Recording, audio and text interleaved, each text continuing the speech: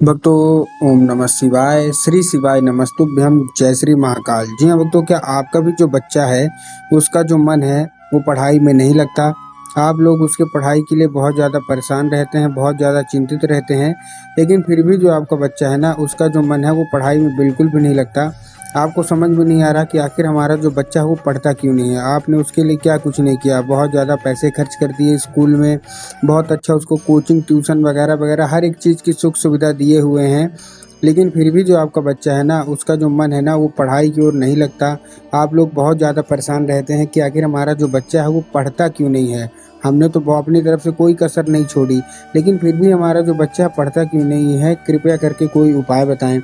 आज का ये वीडियो मात्र और मात्र आपके लिए है। अगर आपका बच्चा बिल्कुल भी नहीं पढ़ता, बिल्कुल भी समझता नहीं है और बहुत ज़्यादा आप लोग परेशान रहते हैं उसकी पढ़ाई के लिए, हर एक चीज़ के लिए, तो आज का उपाय ध्यान से सुन के अच्छे से करना है आपको। कि आपको अगर आपने आज का उपाय ध्यान से सुन लिया, अच्छे से कर लिया, तो अवश्य रूप से आपका जो बच्चा है वो पढ़ेगा ही पढ़ेगा। पूज्य गुरुदेव की ही कथा सुन के और बहुत अच्छे से समझ के आपके लिए उपाय लेके आऊँ, तो उपाय ढंग से सुनिएगा, अच्छे से करिएगा। देखिए, पूज्य गुरुदेव की जो कथा होती है ना, जैसे कि आपको पता होगा कि पूज्य गुरुदेव की कथा में लाखों की भीड़ आती है। आप सबको पता है, ठीक? कितने की आती है? लाखों की भीड़। तो अभी 7-8 महीना पहले की बात है, गुरुदेव की कथा चल रही थी और गुरुदेव की कथा में बहुत सारी भीड़ आई, लाखों की भीड़ आई। अब जब गुरुदेव की कथा में भीड़ आती है तो आपको एक चीज़ और पता होगी, गुरुदेव की कथा में जब भीड़ आती है तो वहाँ के जो भक्त रहते हैं ना वो क्या करते हैं, पत्र के द्वारा अपनी मनोकामना जो भी उनकी रहती है ना, पत्र के द्वारा अपनी मनोकामना वो गुरुदेव तक पहुंचाते हैं।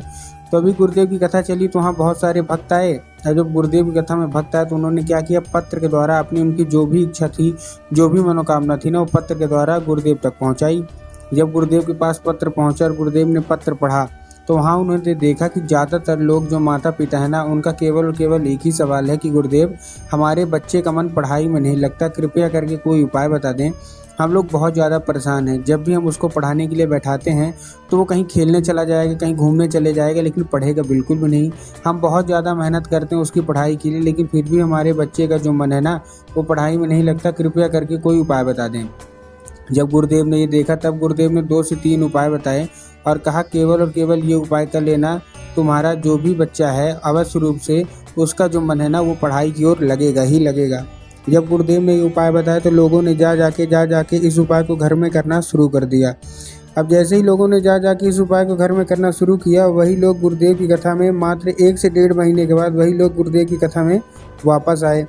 अब जब वही लोग गुरुदेव की कथा में वापस आए तो गुरुदेव की कथा में उन्होंने जब वापस आए तो उन्होंने फिर से गुरुदेव को पत्र लिखा, लेकिन ये वाला जो पत्र था ना, ये गुरुदेव को धन्यवाद के रूप में पत्र था कि गुरुदेव धन्य हो आपका, आपके द्वारा बताया गया उपाय हमने कर लिया है और हमारा जो बच्चा है ना वो अपने आप पढ़ने लगा है। अब हमको उसको पढ़ने के लिए कुछ बोलने की ज़रूरत नहीं पड़ती, न कुछ कहने की ज़रूरत पड़ती, अपने आप वो पढ़ाई करने लगता है। आपका कोटि कोटि धन्यवाद। तो देखिए, जो लोग मेरी आवाज़ सुन रहे हैं, अगर आपको भी जानना है कि आखिर ऐसा कौन सा उपाय है जिसको करने मात्र से जो बच्चे होते हैं ना उनका जो मन है वो अपने आप पढ़ाई की ओर लगने लगता है, तो चलिए हम बताते हैं आपको आज की इस वीडियो के माध्यम से कि आपको करना क्या है। पूरा का पूरा उपाय ध्यान से सुनिएगा, अच्छे से करिएगा। अगर आपने आज का ये उपाय ध्यान से सुन के अच्छे से कर लिया तो अवश्य रूप से आपका जो बच्चा है जिसका मन पढ़ाई में नहीं लगता ना, अवश्य रूप से उसका जो मन है वो पढ़ाई की ओर लगेगा ही लगेगा। लेकिन उससे पहले चैनल पर अगर पहली बार आए हैं और आवाज़ मेरी पहली बार सुन रहे हैं तो वीडियो कर दें लाइक और चैनल को भी कर लें सब्सक्राइब, ताकि पूजनीय पंडित प्रदीप जी मिश्रा की रोज़ नए नए उपाय जो कि मैं उनकी कथा से सुनता हूँ, श्रवण करता हूँ, सबसे पहले मैं आपको प्राप्त करा सकूँ। ठीक, तो देखिए, जो हमारा पहला उपाय है वो 3 काली तिल और 1 धतूरे का उपाय है। किसका किसका है? 3 काली तिल और 1 धतूरा। अब देखिए, काली तिल और काली मिर्च में बहुत सारे लोग कंफ्यूज होते हैं कि काली तिल लेना है कि काली मिर्च लेना है। तब गुरुदेव ने साफ साफ बताया कि आपको क्या लेना है, आपको लेना है काली तिल, वो भी कितने? 3। उसके साथ साथ आपको 1 धतूरा चाहिए। ठीक, धतूरा भी ले लिया। धतूरा लेने के बाद आपको करना क्या है, अपने उसी व्यक्ति को, मतलब जो आपका बच्चा है ना, उसी के हाथ में दे देना है और उसको भेज देना है कहाँ? सीधा सीधा शिव मंदिर। अब जैसे ही शिव मंदिर पहुँचेगा उसको बोलना है कि दक्षिण दिशा में खड़ा हो जाए और उत्तर की ओर अपना चेहरा कर ले। अब देखिए, दक्षिण और उत्तर में बहुत सारे लोग कंफ्यूज भी होते हैं कि दक्षिण क्या है, उत्तर क्या है, हमको थोड़ा साफ साफ बताओ। तब गुरुदेव ने साफ साफ बताया कि आप जिस भी शिव मंदिर जा रहे हैं उस शिव मंदिर का जिधर साइड जलाधारी होगा आपको अपना चेहरा उधर साइड करके खड़े हो जाना है। ठीक, खड़े हो गए। खड़े होने के बाद आपको एक नाम लेके, कौन सा, महादेव का बहुत ही सुंदर सा नाम है, श्रम्भेश्वर महादेव। तो बस आपको अपने बच्चे को बोलना है कि श्रम्भेश्वर महादेव का नाम लेके उन्हीं का स्मरण करके चुपचाप क्या कर दे, अर्पित कर दे बस। पूज्य गुरुदेव कहते हैं कि अगर श्रम्भेश्वर महादेव का नाम लेके और उनका स्मरण करके अर्पित कर देता है तो महादेव अवश्य रूप से प्रसन्न होते ही होते हैं। ठीक है, ये था हमारा कौन सा, ये था हमारा पहला उपाय। अब जो हमारा दूसरा उपाय हो, जितनी भी माताएं हैं उनके लिए है। अगर उनका बच्चा पढ़ता नहीं है, बहुत ज़्यादा परेशान रहते हैं आप लोग कि आखिर हमारा बच्चा क्यों नहीं पढ़ता, तो ये उपाय मात्र और मात्र आपके लिए। ठीक, अब देखिए इसको कैसे करेंगे आप। इस उपाय में आपको एक लाल फूल चाहिए। क्या चाहिए, केवल और केवल आपको एक लाल फूल चाहिए। लाल फूल आपने ले लिया। अब लाल फूल आप कोई सा भी ले सकते हैं, गुलाब का ले लीजिए, गुड़हल का ले लीजिए, जो भी आपको मतलब पसंद आए ना आप ले लीजिए। लेने के बाद आपको एक ही काम करना है। क्या काम करना है, जब आपने फूल ले लिया, फूल लेने के बाद बस एक चीज़ का ध्यान रखना है, कहीं से मुरझाया हुआ नहीं होना चाहिए, कहीं से खंडित नहीं होना चाहिए, कहीं से भी खराब तो बिल्कुल भी नहीं होना चाहिए। ठीक, ले लिया। लेने के बाद आपको करना क्या है, उसको आपके घर में, इस उपाय को करने के लिए आपके घर में माता सरस्वती की फ़ोटो होना अति अनिवार्य है। अगर आपके घर में माता सरस्वती की फ़ोटो है तब तो अच्छी बात है, लेकिन अगर आपके घर में माता सरस्वती की फ़ोटो नहीं है तो आपको बाज़ार जाना है, माता सरस्वती की फ़ोटो लाना है और अपने घर में उनको स्थान देना है। ठीक, दे लिया।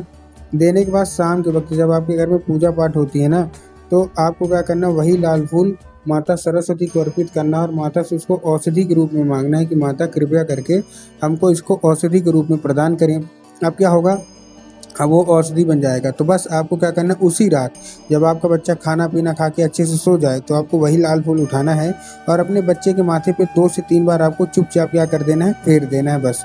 पूज्य गुरुदेव कहते हैं कि इस फूल के जरिए स्वयं माता सरस्वती उसके दिमाग में प्रवेश करती हैं और उसका जितना भी दिमाग इधर उधर के कामों में लगता है वहाँ से ना लग के उसका जो मन है ना केवल और केवल पढ़ाई की ओर ही लगेगा। ठीक है, ये था हमारा कौन सा, ये था हमारा दूसरा उपाय। अब जो हमारा तीसरा उपाय है वो पान के पत्ते का उपाय है। इसको भी ध्यान से सुन के अच्छे से कर लीजिए। इस उपाय में आपको एक पान का पत्ता चाहिए और पान के पत्ते के ऊपर आपको शहद का लेपन कर देना है। क्या करना है, पान का पत्ता, पान के पत्ते के ऊपर शहद का लेपन अपने बच्चे के हाथ में दे दीजिए और भेज दीजिए उसको सीधा सीधा शिव मंदिर। ठीक, शिव मंदिर उसको भेज दिया। शिव मंदिर भेजने के बाद आपके दिमाग में क्या होगा कि हम जाएंगे और बाबा भोलेनाथ के ऊपर अर्पित करवा देंगे, जो कि पूर्णतः गलत है। आपको बाबा भोलेनाथ के ऊपर अर्पित नहीं करवाना उस फूल को। उस फूल को कहाँ अर्पित करवाना है, उस फूल को अर्पित करवाना है माता अशोक सुंदरी की जगह पे।